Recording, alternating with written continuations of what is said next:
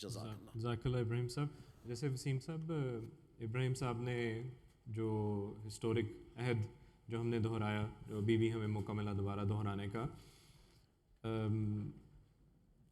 اس عہد کی اس وقت میں ابراہیم صاحب نے اس کے اوپر تھوڑی سی بات کی. اس عہد کی جو سگنیفیکنس کیا ہے اسپیشلی اس وقت میں، اور جو احمدی ہیں ان کو کیسے اس عہد کو تکمیل کے لیے کیا کیا کوششیں کرنی چاہیے، کیسے اس کو ہم فلفل کر سکتے ہیں؟ اہمیت اس کی تو عثمان صاحب اس سے ہی واضح ہے کہ حضرت مسلم اور رضی اللہ تعالیٰ عنہ نے یہ عہد لیا، موعود خلیفہ جو ہیں ایک، انہوں نے یہ عہد لیا، اور ہمارے اس وقت میں حضرت صاحب نے یہ ہمارے سامنے رکھا اور ہم نے ان کے ساتھ کھڑے ہو کے یہ عہد کیا اور کلمہ شہادت پڑھ کے یہ عہد کیا، اللہ تعالیٰ کی قسمیں کھا کے یہ عہد کیا.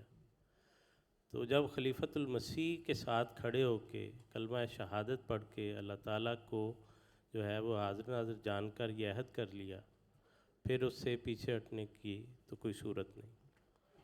اور اس کی اہمیت جو ہے، جیسے میں نے عرض کیا کہ ایک بات کو خلیفۃ المسیح پیش فرما رہے ہیں، تو اس کی اہمیت کے لیے تو اتنا ریفرنس ہی کافی ہونا چاہیے.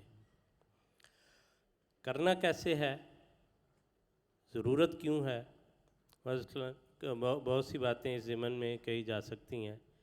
ایک بات ہر احمدی کے دل کی یہ خواہش ہے، وہ یہ چاہتا ہے، وہ یہ تمنا رکھتا ہے کہ احمدیت کو غلبہ حاصل ہو. تو احمدیت کے غلبے کے لیے ہم کیا کر رہے ہیں؟ اگر احمدیت کا پیغام ہی لوگوں تک نہیں پہنچا رہے تو وہ غلبہ کیسے حاصل ہوگا؟ لوگوں تک بات پہنچے گی، جس تک بات نہیں پہنچی وہ تو مکلف نہیں ہے، اس کے ذمے تو کوئی آتی نہیں ہے بات کہ وہ جواب دہ ہو اللہ تعالیٰ کے حضور. اس صورت میں تو جواب دہ ہم ہیں کہ ہمارے پاس جو پیغام تھا وہ ہم نے نہیں پہنچایا. حضرت مسیح موعود علیہ السلام نے ایک جگہ فرمایا کہ میرے دل میں یہ جوش اس لیے بھی پیدا ہوتا ہے کہ جو خزانہ اللہ تعالیٰ نے مجھے دیا ہے وہ میں لوگوں تک کس طرح پہنچاؤں. تو یہ ہم احمدی اس لیے ہیں کہ ہم سمجھتے ہیں یہ سب سے بہتر مذہب ہے، یہ بہترین راستہ ہے. تو کیا ہم لوگوں کو یہ نہیں بتانا چاہتے کہ وہ اس طرف آئیں؟ اور ہم فتح کی تمنا رکھتے ہیں، اگر اس کے لیے کام نہ کیا جائے تو وہ تمنا پھر یا تو وہ تمنا جھوٹی ہے، دل کے اندر وہ سچی تڑپ نہیں، یا ہم اپنے آپ سے نعوذ باللہ منافقت کر رہے ہیں کہ ہم ایک بات کہتے ہیں اور اس کے لیے کوشش نہیں کرتے. اللہ تعالیٰ تو فرماتا ہے لیس للانسان الا ما سعی، انسان کو وہی ملتا ہے جس کے لیے وہ کوشش کرتا ہے. اور دوسری جگہ اللہ تعالیٰ نے فرمایا کہ لم تقولون ما لا تفعلون، تم ایسی بات کیوں کرتے ہو، کیوں کہتے ہو جو تم کرتے نہیں. اور پھر فرمایا کہ کبر مقتا عند اللہ ان تقولوا ما لا تفعلون، اللہ تعالیٰ کے نزدیک یہ بات بہت غصہ دلانے والی ہے، ناراضگی والی ہے کہ تم وہ بات کہو جو تم کرتے نہیں. تو یہ دعویٰ ہمارا، اور میں صرف سمجھتا ہوں کہ دعویٰ نہیں، ہم میں سے ہر ایک جو ہے وہ یہ یقین رکھتا ہے، ایمان رکھتا ہے کہ احمدیت سچی ہے، تو پھر ہمیں اس کے لیے کوشش کرنی چاہیے. اگر ہم فتح کی امید رکھتے ہیں، ہم یہ ذکر کرتے ہیں، ہمارے سامنے یہ معاملات آتے ہیں کہ احمدیوں پر فلاں جگہ پر ظلم ہوا، فلاں جگہ پر جو ہے مصائب ہیں، اس کا ایک حل جو ہے وہ اپنی جماعتی لٹریچر میں یہ کہ اپنی تعداد کو ہم بڑھائیں. یہ جب عددی اکثریت ہو جاتی ہے تو پھر بہت ساری جو مسائل ہیں وہ اس کے ذریعے سے بھی حل ہو جاتے ہیں. اس لیے یہ کوشش کرنا اور مسلسل کوشش کرتے چلے جانا، اس چیز کی ضرورت ہے. حضرت مسیح موعود علیہ السلام کی خدمت میں حضور کے ایک صحابی حضرت مولوی عبد القادر صاحب لدھیانوی رضی اللہ تعالیٰ عنہ نے اپنی بیٹی کو بھیجا، اور اس مکالمے سے یوں لگتا ہے کہ وہ کسی کام پر لگے ہوئے تھے، اور اس سے جب فراغت ہو گئی تو انہوں نے اپنی بیٹی کو بھیجا तो उनकी बेटी ने ये बयान किया, ये रिवायत, जिसका मज़मून ये है कि जाकर हज़रत साहब से पूछो कि मैं अब क्या करूं और क्या करूं। तो हुज़ूर ने उनको फरमाया कि हज़रत मौलवी साहब से जाकर कहें कि तबलीग के लिए बाहर जाऊं। उन्होंने आके जब वो पैगाम दिया तो वो कहती हैं कि मौलवी साहब मेरे अब्बा जो हैं वो बहुत हंसे और खुश हुए और फरमाते थे, अल्लाह अल्लाह, हज़रत साहब को तबलीग सब कामों से प्यारी है और मेरे दिल में भी तबलीग का बहुत शौक़ है। यानी जब हुज़ूर से पूछा गया कि क्या करें और क्या काम है, तो हुज़ूर ने फरमाया कि बाहर निकल जाएं और तबलीग का काम करें। तो ये पैगाम हम सब के लिए है, उनके सिर्फ कोई खुसूसी उनके लिए तो नहीं था, बिल्कुल, कि बाकियों को कोई ममानत तो नहीं है। हज़रत मसीह मौऊद अलैहिस्सलाम ने तो यहाँ तक फरमाया कि अगर मेरे पास वसाइल हों और मुझे अंग्रेज़ी ज़ुबान का अबूर हो तो मैं इंग्लैंड के इलाकों में निकल जाऊँ, हर गली कूचे में जाऊँ, हर दरवाज़ा खटखटाऊँ और उनको अंग्रेज़ी में पैगाम दूँ। इसमें तो एक तो पेशगोई भी छुपी हुई है आने वाले वक्त की, लेकिन साथ साथ ये भी कि हम जो यहाँ पे लोग बैठे हुए हैं अहमदी अहबाब, हम सबको अल्लाह ताला ने वो मौका दिया है कि हज़रत मसीह मौऊद अलैहिस्सलाम का ये जो दिली ख्वाहिश थी पूरा कर सकें। अल्लाह ताला ने हमें वसाइल भी दिए हैं, अल्लाह ताला ने हमें अंग्रेज़ी ज़ुबान भी बोल सकते हैं हम। सो ये बेहतरीन मौका है इस मुल्क में रहते हुए हज़रत खलीफतुल मसीह इज़्ज़त बिन अज़ीज़ की छाँव में कि हम इस पैगाम को उसी दर्द और उसी शिद्दत के साथ लोगों तक पहुँचा सकें। Ibrahim sir, if I can come to you, same question, the significance of this pledge at this time and at this age, and how can we continue to fulfill, what is our responsibility as an Ahmadi Muslim? How can we, as Majlis Ansarullah specifically, how can we continue to fulfill?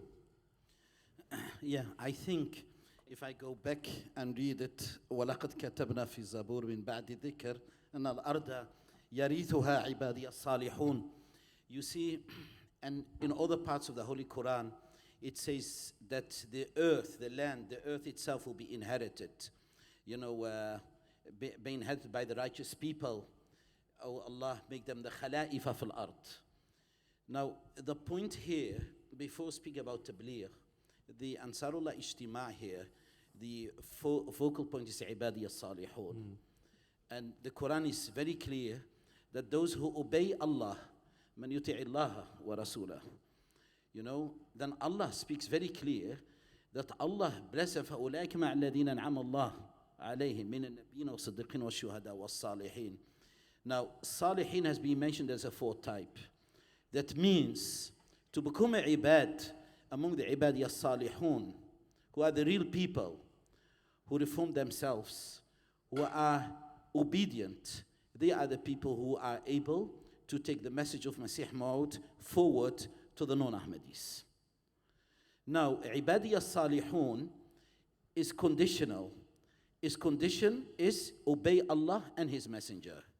And those who in this age obey Allah and His Messenger, in literal sense of the word, are Ahmadi Muslims. To become a salih, to do, you told me how to bring this pledge forward. I read something out for Muslih Ma'ud, very interesting. He says, Tabligh is not an easy task. It's a very difficult task. It's easy to build a palace, but it is not easy to turn a person's heart. Because without a proper strategy and arguments, no one's heart can be turned. Now, what shall we do? There are different. The Tabligh now should be different than the Tabligh we are in the UK. The Tabligh here, you said what Ansarullah should do, what we should make such a strategy, such plans. For example, Hazur Ayadullah always mentions, don't do anything without a survey. In July, under Jamaat UK, under respected Amizab, we had a survey. And this survey shows clearly where we are in the UK. When you read it, it is shocking. You see the anti-Islamic sentiments are increasing. People, again, the migrants, the far right wing, you see that is also increasing here in the UK. Now, according to that, we should make our plans. One, what I see, a National Secretary Tabligh or Qaid Tabligh, forgive me to say this, is not a National Secretary Tabligh stall. I find it's always Tabligh stall, Tabligh stall, Tabligh stall. The ways for Tabligh, there are thousands and thousands ways of Tabligh. For example, there is a Tabligh for ordinary people. There is a Tabligh for people who are intellectuals. Masih Maw'ud alayhi salatu wassalam. When you see the Arabs, for example, we came from Scotland some days ago for a Tabligh event, and I was in the aeroplane, and we were discussing some matters. And then one Saudi lady, around 60 years, possibly 65, she's a doctor, lives in Mecca and Riyadh, and she was so emotional, wants to almost cry. She said, I was listening to what you were saying, and this is how Tabligh started. And she gave the number, the telephone number, and we continue. This is one. Two, there's an intellectual Tabligh. For example, Masih Maw'ud alayhi salatu wasalam wrote 24 books in a highest level of Arabic. You cannot imagine. Everyone speaks about the language Masih Maw'ud wrote in Urdu. The other books, you imagine, in his books, he challenged the whole world. He challenged people in Egypt, Saudi Arabia, the Arabic language. And this plays as a big part as well for Tabligh. Then you have the social media. The social media, and I respected Amisa was talking about this matter, which of course should be regulated completely. And we are doing this and should be used in the right way. When used in the right way is a powerful means doing Tabligh. You know, in fact, I give you the good news.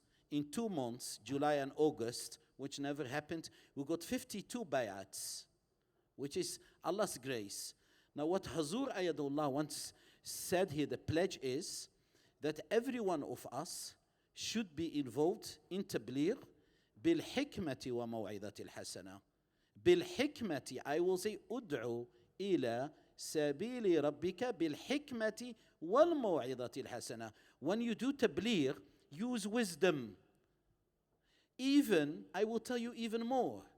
Even Masih Maw'ud alayhi salam, as was reading, he said he had the wish that those people who do Tabligh, their clothes should be different.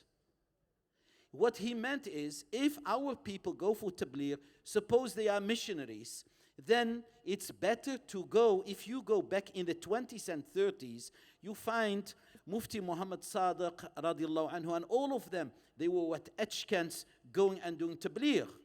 We should be slightly different. Once, Hazrat Khalifatul Masih Ayadullah told me, Ibrahim, I'm slightly amazed. I don't understand one thing. A Christian priest comes to me with their own clothes.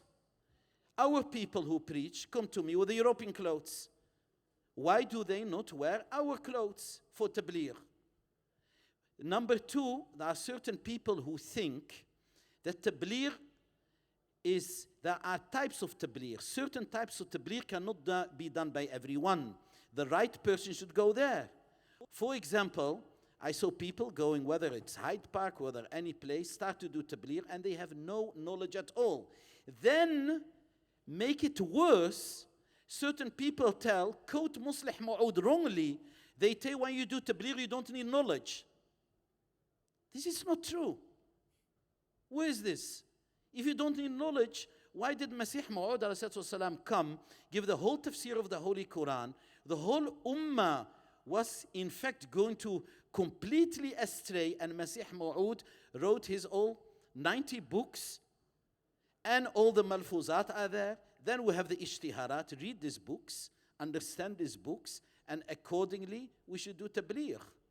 But we should not rush forward without any knowledge and then expect, as Masih Maw'ud mentioned, you test Allah the Almighty, like someone who does not sow the seed and then expect to harvest and to have the crops next year.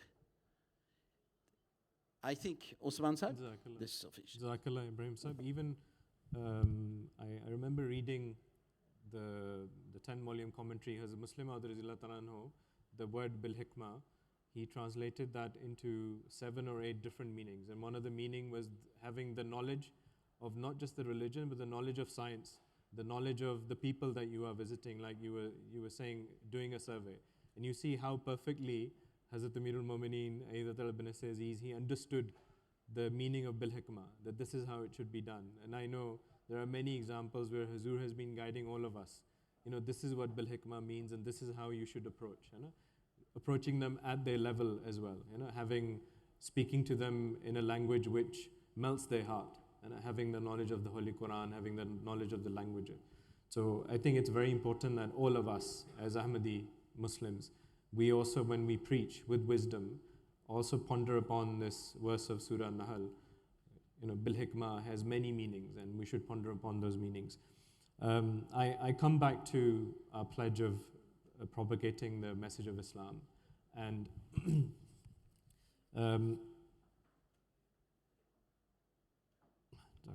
so we have some questions as well. I'll see if we can take those questions, inshallah ta'ala. I think we talked about how the Holy Prophet Muhammad sallallahu alaihi wasallam was very relentless. And if I can, agar मैं वसीम साहब आपके पास इस सवाल के लिए आ जाऊँ कि हज़रत रसूल करीम सल्लल्लाहु अलैहि वसल्लम हमने कुछ उस पे कोशिश की कि हम जिस तरह कहते हैं कि उसको समुंदर को कूज़े में भरने वाली बात, और बड़ा मुश्किल काम है कि रसूल करीम सल्लल्लाहु अलैहि वसल्लम की ज़िंदगी को आप इसका ख़ुलासा कर सकें. लेकिन रसूल करीम सल्लल्लाहु अलैहि वसल्लम की ज़िंदगी से बहुत सारी हमें ऐसी मिसालें मिलती हैं जो कि ऐसी फेथ इंस्पायरिंग मिसालें हैं तबलीग के लिए, और रसूल करीम सल्लल्लाहु अलैहि वसल्लम का दर्द और शिद्दत तबलीग के लिए. उसमें से कुछ ऐसी मिसालें आप हमारे जो शामिलीन हैं उनके लिए कुछ शेयर कर सकते हैं. हुज़ूर सल्लल्लाहु अलैहि वसल्लम की हर कोशिश जो है वो अल्टीमेटली तो इसीलिए थी कि अल्लाह ताला का पैगाम जो है वो दुनिया तक पहुंच जाए. इस्लामी जंगों पर एतराज़ किए जाते हैं तो उसको ले लेते हैं, एक एतराज़ जो है उसका भी हल हो जाएगा. और ये भी कि जहाँ कहीं भी इस्लामी लश्कर जाता तो उसको हुज़ूर सल्लल्लाहु अलैहि वसल्लम की तरफ से ये हिदायत होती थी कि पहला काम ये है कि उनको जाकर इस्लाम की दावत दें, और अगर वो उसको कबूल कर लें तो बाकी मामलात जो हैं वो फिर उनसे वैसे ही तय हो जाएंगे. अगर वो दीन जंगें तो इसीलिए थीं कि वो दीन के ख़िलाफ़ कोई ऐसी रेशा-दवानियाँ कर रहे थे या जो रियासत थी उसके ख़िलाफ़ कर रहे थे, और अगर वो दीन को कबूल कर लें और उस हिसार में आ जाएं तो उनसे जंग करने की ज़रूरत नहीं. तो जो जिहाद का कॉन्सेप्ट या जो जंगें थीं उसकी भी इंतहा इस बात पर हो जाती थी कि अगर वो अल्लाह ताला के पैगाम को मान लें तो वो बात ख़त्म हो जाए. फिर कुरान करीम में ये है कि जब नजरान के ईसाइयों का वफ़द आया तो वहाँ पर उनको ये फरमाया कि तालो इला कलिमतिन सवाइन बैनना, कि आओ उस बात पर हम इकट्ठे हो जाएं जो हमारे और तुम्हारे दरमियान बराबर है. तो इसलिए तबलीग के लिए जब जाएं तो ज़रूरी नहीं बल्कि ये हिकमत के ख़िलाफ़ होगा कि जाते ही उनसे जो इंतहाई इख्तिलाफ़ की बात है आपके दरमियान उस पर बात शुरू करें, बल्कि हिकमत का ये तकाज़ा है कि जो कॉमन बातें हैं उन पर बात की जाए, और जब डायलॉग का रास्ता खुले फिर आप अपना पैगाम जो है वो तदरीजन उन तक पहुँचाएँ और उनको अपने करीब लेकर आएँ. बिल्कुल, जज़ाकल्लाह. Ibrahim Sahib, if I can come to you with the next question. Hazrat Masih Maud alayhi salatu wasalam was also relentless. He was the perfect embodiment, a perfect follower and servant of Hazrat Rasul Kareem sallallahu alayhi wasallam. And we read from the incidents of from the life of Hazrat Masih Maud alayhi salatu wasalam, whereby even when he was writing a book in his courtyard, he would have an ink pot on both sides. So when he was walking from one side to the other side, he had an ink pot there, and he would wet his pen and then start writing. And when he would go to the other side, he would wet his pen again. And he wanted to even not waste a time in between where he would have to go to the other side and continue writing whilst he was, going back and forth in his courtyard. This was the example of the promised Messiah, sallallahu alaihi wasallam, and his jihad was basically the jihad of the pen. In this day and age, we have many of these jihads. But our focus should be this jihad of the pen, which is continue to propagate the message of Islam. I'm sure you can relate many personal incidents as well, but from the aspect of the promised Messiah, sallallahu alaihi wasallam, shedding some light on his life as well as a perfect preacher.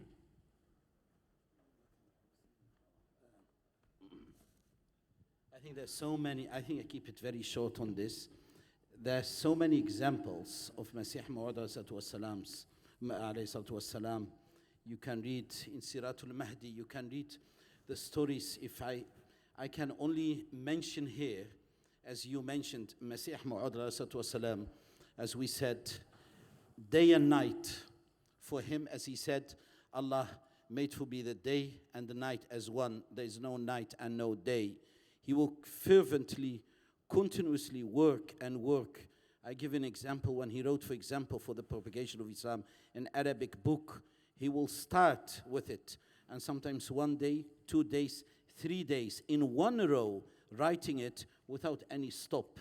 And I don't need to go here into depth. I can relate something later. But as you already mentioned it, Masih Maud in shadow of Muhammad sallallahu alaihi wasallam worked day and night, relentlessly for the sake of Allah, for the sake of preaching. Jazakumullah. My last question, and I think we're coming towards the conclusion of this session, inshallah.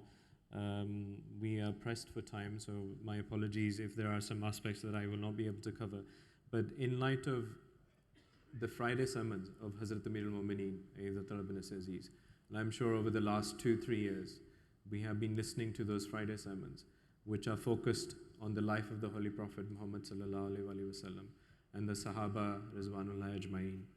And these are very faith-inspiring incidents. And I'm sure you will also understand that these are not just stories or history lesson that Hazur is giving us. There's much more deeper meaning to this. And one of the meanings, or one of the inspirations that we can get from this is how the Sahaba Rizwanullah Ajma'in were obedient and followers of Hazrat Rasulullah, that they continued that message. They took that message and inspiration from Hazrat Rasulullah and continued to fulfill their duties. Is there anything that, from your own life, your personal experiences, that you can share, especially in relation to the current Khilafat, that how Hazur bin Aziz has been guiding us, especially in light of the recent Friday sermons? What inspiration that you took, and something that our audience can also take away from this session?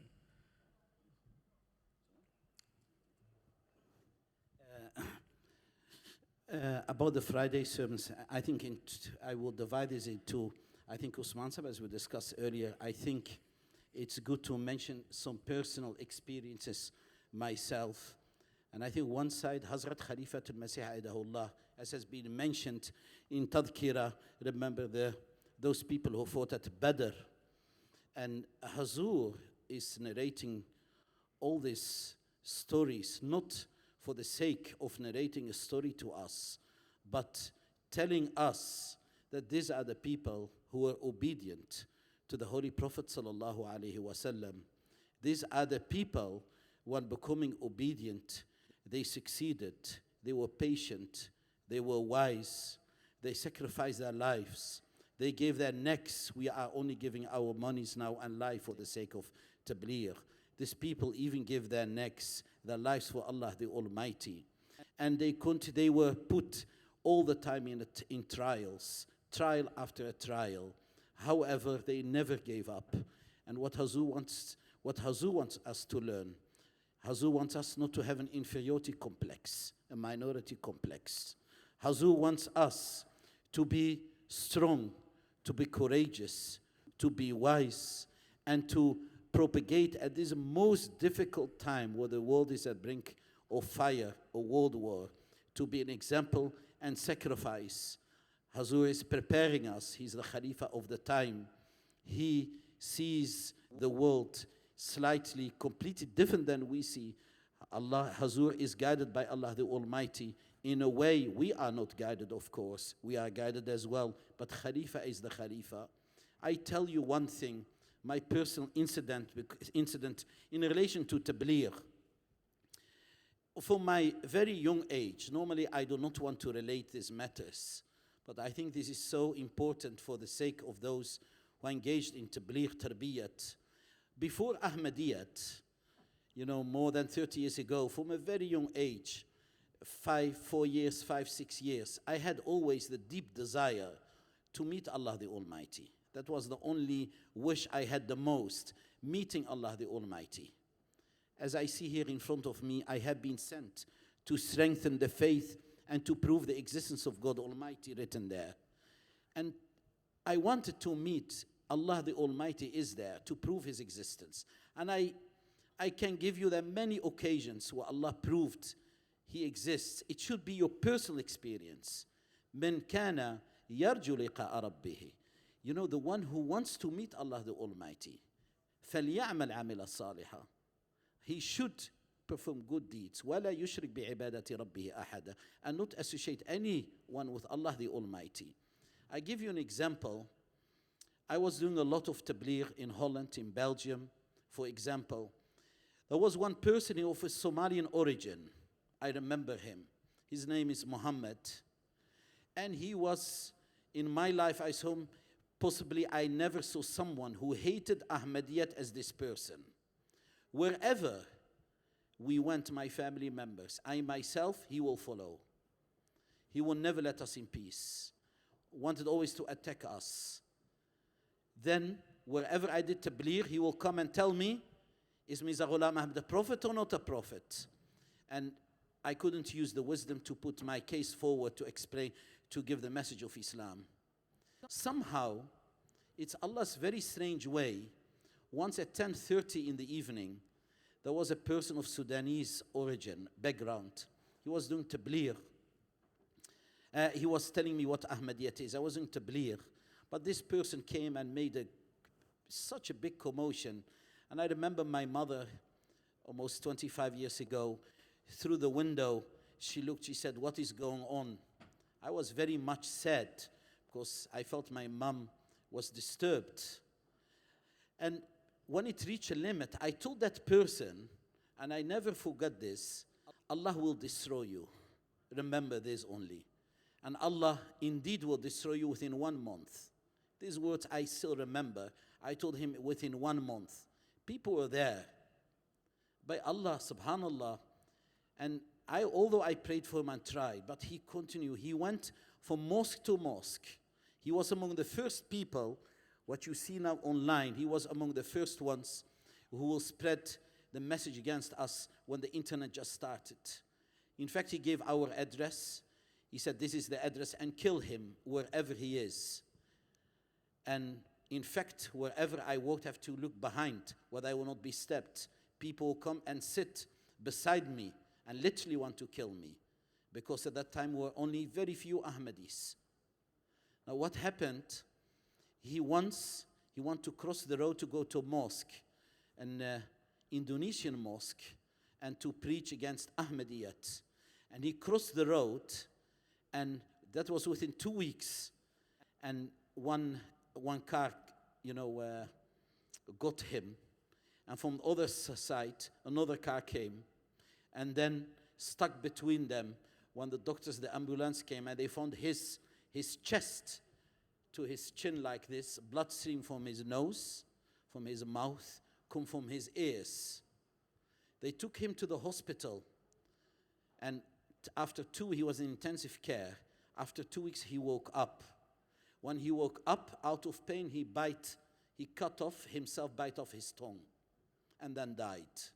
When he died, the people were saying in that area where we were living, Muhammad, the anti-Ahmadi, even his own friends, which Muhammad, the Muhammad Somalian died, they will tell which Muhammad, and they will say, the anti-Ahmadi, don't you know him? He's the leader here. What I'm trying to say to you, if you follow Hazrat Khalifat al-Masih, unconditional, I say unconditional, and to get rid of any, and Hazur mentioned last week very beautifully, qawl al-zur, get rid of lies fully, and get rid of nifaq, hypocrisy. Hypocrisy is the most dangerous. Surah Al-Baqarah, there it starts. Get rid of complete of hypocrisy. Stop lying. Sorry. And Allah, inshallah, will bless us. Because we have other programs that are starting shortly. I had to cut short, Ibrahim Sahib, my apologies. I think in the end, all I'd like to say is Jazakallah to both of our esteemed guests. I hope the session was useful, it was knowledgeable. The last thing that I like to say is, towards the end of the pledge, Hazur said that may Allah Ta'ala, turn to Allah Ta'ala, that Allah Ta'ala gives you the strength to fulfill this pledge. And I think this is all of us should be doing, is praying to Allah Ta'ala, कि Allah Ta'ala की तरफ देखें और खुदा Ta'ala से दुआ करें कि Allah Ta'ala हमें तौफीक दे कि इस अहद को हम पूरा कर सकें. और सबसे आखिर में प्लेज के वो बात थी. तो अगर इसी को हम पकड़ लें और अल्लाह ताला से दुआ करें तो इंशाअल्लाह ताला मुझे उम्मीद है कि आप इस अहद को पूरा करने वाले होंगे इंशाअल्लाह ताला. जज़ाकल्लाह, बहुत शुक्रिया. जज़ाकल्लाह टू आवर गेस्ट एंड जो शामिलीन थे उनका भी बहुत जज़ाकल्लाह. शुक्रिया जी. अस्सलाम वालेकुम व रहमतुल्लाह.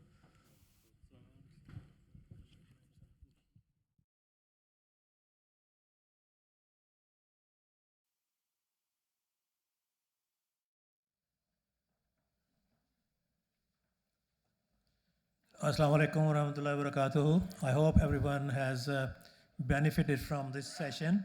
I just want to inform you about the next session, which will be in the exhibition zone, and it is the workshop about the cycling without age. And inshallah at 7:30, we will have the namaz, Maghrib and Isha, and followed by dinner. But after dinner, we will have Urdu poetry evening, which will be held here.